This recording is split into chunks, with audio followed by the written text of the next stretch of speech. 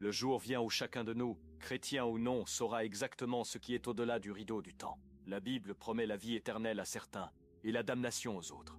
Tous les humains à travers l'histoire se sont certainement demandé « Que m'arrivera-t-il quand je mourrai ?» Bien avant que la Bible soit écrite, le prophète Job observa la nature, il parla de l'espérance d'un arbre.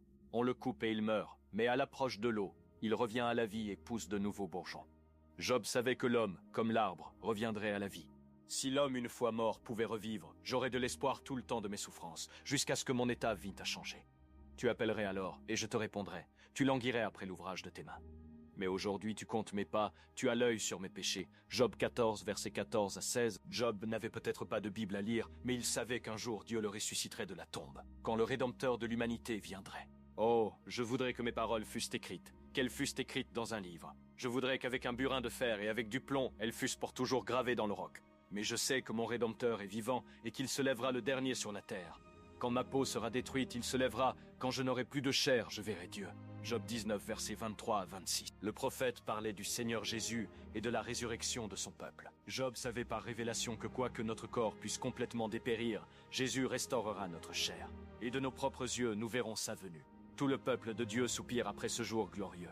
Toutefois, aussi sûr que Dieu existe, le diable existe aussi. Et aussi sûr qu'il y a un ciel, il y a un enfer aussi. Les enjeux sont plus élevés que nous ne pouvons l'imaginer. L'apôtre Paul a dit « Ce sont des choses que l'œil n'a point vues, que l'oreille n'a point entendues, et qui ne sont point montées au cœur de l'homme, des choses que Dieu a préparées pour ceux qui l'aiment. » 1 Corinthiens 2, verset 9. Notre esprit ne peut saisir à quel point le ciel sera glorieux, et il ne peut non plus saisir les horreurs de l'enfer. Jésus nous dit que l'enfer est si horrible qu'il vaudrait mieux pour nous de couper un membre de notre corps que de prendre le risque d'aller dans cet endroit horrible. Si ta main est pour toi une occasion de chute, coupe-la. Mieux vaut pour toi entrer manchot dans la vie, que d'avoir les deux mains et d'aller dans la géhenne, dans le feu qui ne s'éteint point.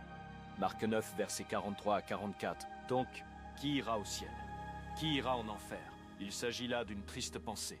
Mais Jésus dit que la plupart des gens ne recevront pas la récompense qu'il désire leur donner. Entrez par la porte étroite, car large est la porte, spacieux est le chemin qui mène à la perdition, et il y en a beaucoup qui entrent par là. Mais étroite est la porte, resserrez le chemin qui mène à la vie, et il y en a peu qui les trouvent. Matthieu 7, versets 13 à 14. Jésus dit, ceux qui me disent « Seigneur, Seigneur », n'entreront pas tous dans le royaume des cieux, mais celui-là seul qui fait la volonté de mon Père qui est dans les cieux. Plusieurs me diront ce jour-là, « Seigneur, Seigneur, n'avons-nous pas prophétisé par ton nom? N'avons-nous pas chassé des démons par ton nom? Et n'avons-nous pas fait beaucoup de miracles par ton nom? » Alors je leur dirai ouvertement, « Je ne vous ai jamais connu. Retirez-vous de moi, vous qui commettez l'iniquité. » Matthieu 7, versets 21 à 23.